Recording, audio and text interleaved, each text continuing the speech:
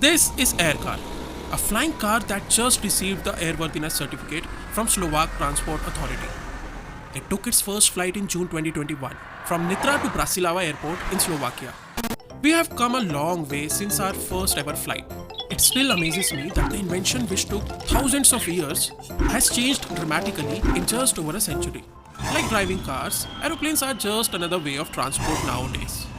But what if we could fly a car as well? Do flying cars exist? Can I buy one? How will it change the world? Know it all in this video of Explain.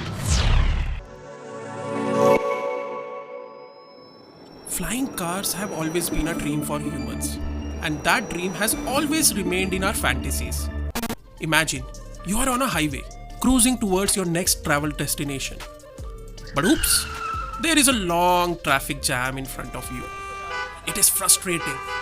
Have you ever wished you had a switch that could just turn your car into a flying car and bypass that traffic?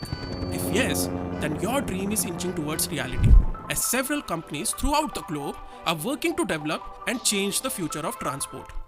The history of flying cars goes back to the early 20th century. In 1917, the Curtiss autoplane was probably the first attempt to build a flying car. But due to World War I, the interest in flying cars died. Later in the 1940s, Robert Fulton made a prototype amphibian. It had removable flying parts, which one could leave behind. It became the first car to receive the certification from Civil Aeronautics Authority. In 1946, Moulton Taylor went on a trip to Delaware, where he met Robert Fulton and saw amphibian. Taylor immediately got captivated and suggested some changes in it. In 1949, he came up with a prototype called Aerocar. It also received certification from the Aeronautics Authority and compiled all road vehicle codes. Despite being a great invention, it never became a success. It could not find backing, and it also performed worse than the regular aeroplane or car. Due to the lack of technology and money, flying cars could not succeed in the past. Creating a flying car is not an easy peasy thing. It has been a challenge for engineers for decades. That's because a car and a plane have very different requirements. A car needs to be broad and heavier to generate a downward force to help it stick to the ground. But a plane needs to be lighter and narrower to be aerodynamic and safe in the air.